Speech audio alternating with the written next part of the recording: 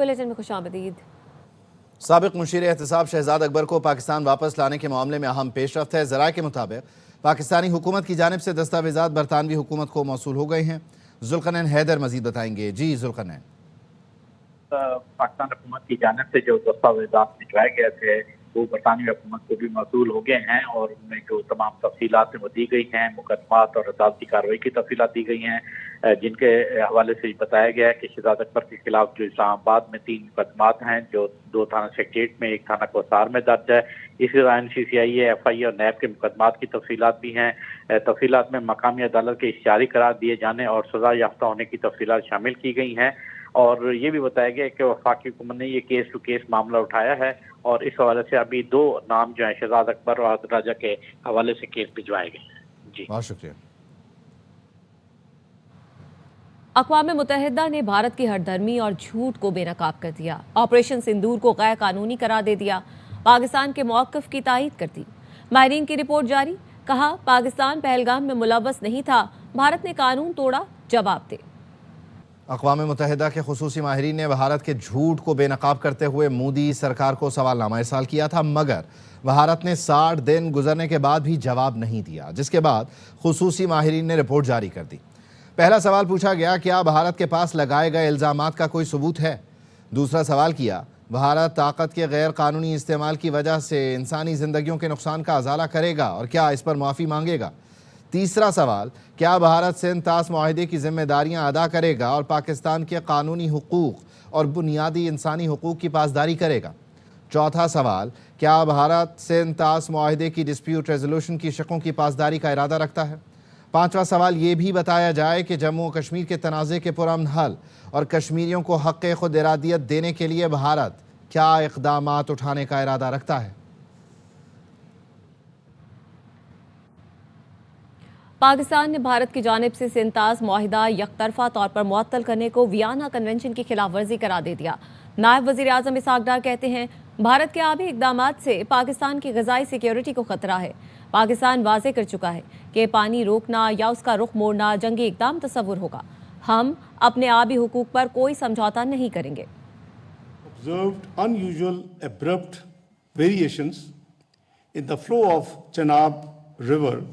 India has released this water without any prior notification. India's manipulation of water has prompted our Indus Water Commissioner to write a letter to his Indian counterpart seeking clarification. India's most recent action clearly exemplifies the weaponization of water. The international community must take notice of India's continued disregard of a bilateral treaty and counsel India to act responsibly in accordance with international law. Belligerent statements keep coming from the Indian leadership clearly demonstrate Indian intentions and designs to weaponize water aimed at inflicting harm on Pakistan and its people. I have similarly written to the UN Secretary General as well as UN President of the General Assembly to play their due role in this regard. Pakistan remains committed to peaceful resolution of disputes and issues with India, but will not compromise on the existential water rights of its people. अक़वाम मुत्तहिदा के माहिरीन की report ने तमाम रुकन ममालिक को आगाह करेंगे। उम्मीद है वो मज़बूत तरीके से मामले को आगे बढ़ाएंगे। Commissioner Pakistan Indus water Syed मेहर अली शाह कहते हैं आलमी सालिसी अदालत ने भी कहा है कि सिंध तास मुआहिदा नाफिज़ुल अमल है और भारत इसका पाबंद है। आर्बिट्रेशन ने भी कहा है कि ट्रीटी इन्फोर्स है, तो ट्रीटी जब इन्फोर्स है तो फिर इसके तहत जितनी ऑब्लिगेशन इंडिया के ऊपर आती हैं पानी को छोड़ने की वेस्टर्न रिवर्स पे, वो बिल्कुल उसी तरह से लागू हैं। लेकिन जो सूरत हाल हकीकत हाल ये है कि इंडिया ने ट्रीटी को यूनिलैटरली अगेंस्ट में किया, जिसकी कोई लीगल बेसिस एग्जिस्ट नहीं करती। मई के महीने में 2 एपिसोड्स हैं पानी को और के अंदर सिग्निफिकेंट रिडक्शन हुई है और अभी जो है वो दिसंबर में हुई है। प्योरली ट्रीटी की वायलेशंस हैं और हमने इसके ऊपर अपने इंडियन काउंटर पार्ट से टेकअप किया हुआ है, लेकिन उनकी तरफ से कोई जवाब नहीं आया। बेसिकली अक़वाम मुत्तहिदा के रैपर्टेयर्स की रिपोर्ट है, तो वो रिपोर्ट भी पाकिस्तान उसको भी हाईलाइट कर रहा है। तो हम इसके ऊपर इंशाल्लाह काम कर भी रहे हैं और आगे भी करेंगे डिप्लोमेटिक फ्रंट पे और पॉलिटिकल फ्रंट पे, ताकि दुनिया के जो कंट्रीज हैं, यूएन की मेंबर स्टेट्स हैं, तो ये उनको सेंसिटाइज किया जा रहा है और हम जो है वो उम्मीद रखते हैं कि वहाँ से पॉजिटिव वे में इंडिया को रीच आउट किया जाए। अक़वाम मुत्तहिदा के खुसूसी माहिरीन की रिपोर्ट भारत के लिए धचका है। नून लीग के रहनुमा खुर्रम दस्तगीर कहते हैं रिपोर्ट में भारत को जारी करार दिया गया। मकबूजा कश्मीर का मसला भी उठाया गया है। साबिक वज़ीर ख़ारजा हिना रब्बानी खर ने कहा यूएन रिपोर्ट पाकिस्तान की बड़ी सिफारती कामयाबी और भारत की शिकस्त है। एमक्यूएम पाकिस्तान के रहनुमा सेनेटर फैसल सब्ज़वारी ने कहा आबी दहशतगर्दी को दुनिया दहशतगर्दी तस्लीम करे। के लिए एक बहुत बड़ा सफारती सेटबैक है कि ना सिर्फ उसको जारी करार दिया गया, उसका अमल गलत करार दिया गया, बल्कि जम्मू और कश्मीर का मामला भी उठा दिया गया। सॉवरेन इंटेग्रिटी एंड टेरिटरी को रिस्पेक्ट करना हम सब पे लाजिम है। आप अगर समझें जो दिल चाहे करते रहेंगे, एक तो उनको जंगी सतह पे भी ऑब्वियसली जो जवाब मिला, उसके बाद इट्स वेरी क्लियर है कि वो जो कन्वेंशनल एक उनकी स्ट्रेंथ मानी जाती थी पूरी दुनिया में, वो तो खत्म हो गई। वो कोई भी इंटरनेशनल बॉडी, कोई भी बॉडी जिसका मैंडेट रूल्स को अपहोल्ड करना है बजाय इसके कि रूल्स और इंटरनेशनल लॉ की धज्जियां उड़ाना, तो उसकी इसी तरह की रिपोर्ट होगी। सो I am not surprised at all. अक़वाम मुत्तहिदा इसको आबी दहशतगर्दी को दहशतगर्दी माने। फाइनेंशियल एक्शन टास्क फोर्स तो है ना, जब वो मुत्तहिदा अरब अमारात को ग्रे लिस्ट में ला सकते हैं, तो भारत तो ये ऐलान कर रहा है ये ग्रे लिस्ट नहीं, ये तो ब्लैक लिस्टिंग का काम है। World must act. ये जो इन्होंने रुस्वाकुन काम किए हैं इसका सजावार ठहराया जाए और सजा दी जाए। अब ये इंशाअल्लाह ताला हमारा मौक़िफ़ होगा दुनिया भर में। सदर मुमलिकत आसिफ अली जरदारी ने अक़वाम मुत्तहिदा के इंसानी हुकूक़ माहिरीन की भारत से मुताल्लिक़ रिपोर्ट का खैर मक़दम किया। कहा रिपोर्ट पाकिस्तान के देरीना मौक़िफ़ की तौसीक़ है। सदर ने सेंतास मुआहदे की यकतरफ़ा मुअत्तली और जारहाना भारतीय रवैये से मुताल्लिक़ मुशाहिदात को सराहते हुए कहा पानी के बहाव को मुतासर करने वाली कार्रवाइयाँ पाकिस्तान के हुकूक़ की खिलाफ वर्जी हैं। माहिरीन की रिपोर्ट भारतीय तर्ज़ अमल से बढ़ते आलमी ख़दशात की भी अक्कासी करती है। और आपको बताएं कि भारत ने दरियाए चिनाब के बाद दरियाए जेहलम और नीलम का पानी भी रोक दिया है। दरियाए जेहलम और नीलम में पानी की आमद कम होकर 3000 क्यूसिक रह गई है। ज़राए इंडस वाटर कमीशन का कहना है कि दोनों दरियाओं में 4 रोज़ पहले पानी की आमद 5000 क्यूसिक से ज़ायद थी। दरियाओं का पानी रोकना सेंतास मुआहदे की सरीहन खिलाफ वर्जी है। दरियाए चिनाब और जेहलम में पानी का बहाव तारीख की कम तरीन सतह पर आ गया है। वापस आएंगे ब्रेक के बाद, हमारे साथ रहिए।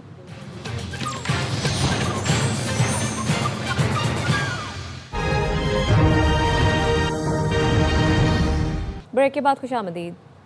बांग्लादेश में शेख हसीना के नाक़े तलबा तहरीक रहनुमा की शहादत के बाद मुल्क गिर मुजाहिरे फूट पड़े। मुजाहिरीन ने शेख मुजीब के आबाई घर, अवामी लीग और भारत नवाज अखबारात के दफातर को आग लगा दी। हुकूमत ने कल यौम शोक का ऐलान कर दिया है। डॉक्टर यूनुस ने शरीफ उस्मान की शहादत को कौम के लिए नाकाबिल तलाफी नुकसान करार दिया है।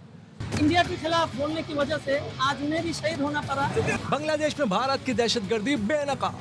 ढाका में रॉके एजेंटों की टारगेट किलिंग। तलबा तंजीम इनकलाब मंचा के तर्जुमान शरीफ उस्मान हादी शहीद हो गए। मुल्क भर में मुजाहिरे फूट पड़े। हुकूमत ने हफ्ते को यौम शोक का ऐलान कर दिया। भारत से कातिलों की हवालगी का मुतालबा कर दिया। उस्मान हादी इंडिया के खिलाफ बोलने की वजह से आज उन्हें भी शहीद होना पड़ा। इंडियन सब पॉलिसी और बांग्लादेश के आर्म फोर्स से लेके फौजी तक जिनके साथ इंडियन कनेक्शन था, उसके खिलाफ हमेशा वो आवाज उठाते रहे थे। उस्मान हादी की शहादत की खबर आते ही ढाका समेत कई शहरों में हजारों अफराद सड़कों पर निकल आए। राजशाही में मुजाहिरीन ने शेख मुजीब का आबाई घर जला डाला। ढाका में सकाफती इदारे छायान और अवामी लीग के दफ्तर को भी आग लगा दी गई। चिटागोंग में भारतीय असिस्टेंट हाई कमीशन पर हमला किया गया। भारत नवाज अखबार, डेली स्टार और प्राथम एलो की इमारत को आग लगा दी। उस्मान हादी भारत के कड़े नक्काद थे। डॉक्टर यूनुस ने उनकी शहादत को कौम के लिए नाकाबिल तलाफी नुकसान करार दिया। कहा जमहूरियत की जानिब मार्च को खौफ, दहशत या खूनरेजी से नहीं रोका जा सकता। जिम्मेदारान को इंसाफ के कटहरे में लाने का वादा किया। बांग्लादेशी हुक्काम का कहना है कि कातिल की फैसल करीम मसूद और मोटरसाइकिल चलाने वाले की शनाख्त आलमगीर शेख के नाम से हुई। दोनों की तस्वीर जारी कर दी गयी। इत्तला देने वाले को 50 लाख इनाम देने का ऐलान किया गया। उस्मान हादी शेख हसीना हुकूमत का तख्ता उलटने वाली तलबा तहरीक के अहम रहनुमा और 2026 के कौमी इंतखाबात में पार्लिमानी नशिस्त के उम्मीदवार थे। उन्हें भारत के फोन नंबर से कत्ल की धमकियां दी गई थीं।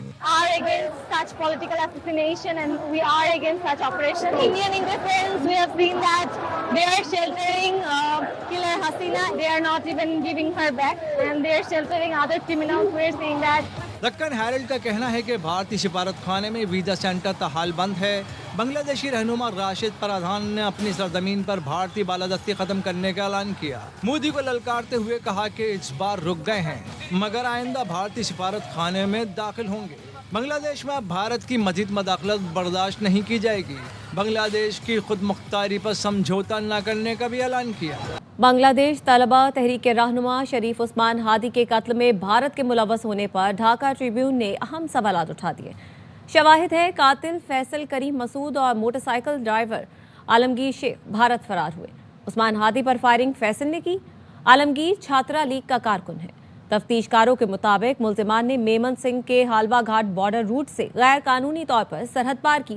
میرپور سے نجی گاڑی میں اشولیا کے راستے غازی پور پہنچے، پھر دوسری گاڑی میں حالوا گھاٹ کے قریب پیٹرول پمپ تک گئے.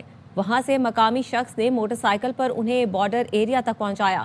ڈھاکہ میٹروپولیٹن پولیس کا کہنا ہے غیر قانونی بارڈر کراسنگ کے شبے میں نالیتا باڑی سے 2 افراد کو گرفتار کر کے تفتیش کی جا رہی ہے. حملے میں استعمال ہونے والی موٹر سائیکل کے مالک کو بھی گرفتار کر کے ریمانڈ حاصل کر لیا گیا. وزیر اعظم شہباز شریف سے آسٹریلیا کے نئے ہائی کمشنر ٹم کین نے ملاقات کی. وزیر اعظم نے کہا پاکستان سڈنی میں دہشت گردی کی بزدلانہ کارروائی کی مذمت کرتا ہے. دہشت گردی کا کوئی مذہب نہیں ہوتا. اس لعنت کے خاتمے کے لیے اجتماعی کارروائی کی ضرورت ہے. وزیر اعظم نے 2 طرفہ تجارت اور سرمایہ کاری پر زور دیا. کانکنی اور معدنیات کے شعبے میں آسٹریلیا کی دلچسپی کا بھی خیر مقدم کیا. کرکٹ کے لیے دونوں اقوام کے مشترکہ جذبے اور پاک آسٹریلیا مضبوط روابط اور ثقافتی رشتوں کی اہمیت پر بھی زور دیا. وزیر اعظم شہباز شریف نے اسلام آباد میں آٹزم سینٹر آف ایکسیلنس کا سنگ بنیاد رکھ دیا. تقریب سے خطاب میں کہا حکومت وقت کا فرض ہے کہ خصوصی بچوں کے لیے تمام وسائل برائے کار لائے. سینٹر آف ایکسیلنس 2 کے بجائے 1 سال میں مکمل کیا جائے گا. یہاں پر اس نئے ادارے کی تعمیر کے حوالے سے بھی آپ کو تحسین پیش کرنا چاہتا ہوں، اور اس ادارے کے لیے میں 15 coasters for transportation of the special children to and fro اس کا میں اعلان کرتا ہوں. اور یہ 15 coaches this will be grant provided to this institution, تاکہ جو سرخ فیتہ جو ہے اس کو کاٹ دیا جائے، اس میں ڈیلے کوئی نہ ہو. آپ سب کا شکریہ. پاکستان پائندہ باد. واپس آئیں گے بریک کے بعد. ہمارے ساتھ رہیے.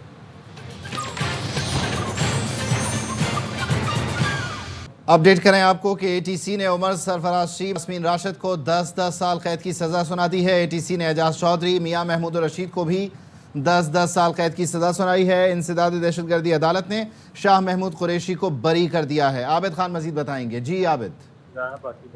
جی بالکل جی، لاہور کی انسداد دہشت گردی عدالت کے ایڈمن جج منظر علی گیل نے اس وقت جو ہے وہ کوٹ لکھپت جیل میں GOR پر حملہ کیس کا فیصلہ سنا دیا ہے، اور عدالت نے ڈاکٹر یاسمین راشد، عمر سرفراز چیمہ، اعجاز چودھری اور میاں محمود رشید کو 10 سال قید کی سزا سنا دی ہے. عدالت نے شواہد نہ ہونے کی بنیاد پر شاہ محمود قریشی کو اس کیس سے بری کر دیا ہے. میں ایک بات پھر یہ بتاتا چلوں ایئر وائز کے ناظرین کو کہ لاہور کی سزائے دہشت گردی عدالت نے GOR پر حملے کے مقدمے میں ڈاکٹر یاسمین راشد، میاں محمود رشید، اعجاز چودھری اور عمر سرفراز چیمہ کو 10 سال قید کی سزا سنا دی ہے، جبکہ شواہد نہ ہونے کی بنیاد پر عدالت نے شاہ محمود قریشی انہیں بری کر دیا ہے. اس کیس میں بتاتا چلوں کہ 24 جو ہے وہ ملزمان کا کے روبرو پیش کیے گئے. عدالت نے مسلسل اس کیس کی سماعت کی. گزشتہ روز عدالت نے اس کیس کی جو ہے وہ سماعت مکمل کرنے کے بعد فیصلہ محفوظ کیا تھا. آج عدالت نے یہ فیصلہ سنا دیا ہے اور عدالت نے شاہ محمود قریشی کو جو ہے وہ عدم شواہد کی بنیاد پر بری کر دیا ہے. میں بتاتا چلوں کہ 4 ملزمان کو ٹرائل کے دوران فرار ہونے کے بعد عدالت نے اشتہاری قرار دے دیا ہے. اس کیس کا یہ تھا کہ جو 9 مئی کو کلب چوک میں GOR کے گیٹ پر جو ہے وہ حماد اظہر کی سربراہی میں ایک گروپ نے جو ہے وہ حملہ کیا تھا اور انہوں نے جا کر وہاں سرکاری املاک کو نقصان پہنچایا، پولیس اہلکاروں کو زخمی کیا، پولیس کی وائرس توڑ دی اور اس کے ساتھ ساتھ GOR کے جو گیٹ ہے اس کے گیٹ پر لگے ہوئے کیمرے اور وہاں کی جو سیکیورٹی آلات ہیں وہ اتار کر توڑ پھوڑ کی تھی، جس کے خلاف یہ مقدمہ درج کیا گیا تھا.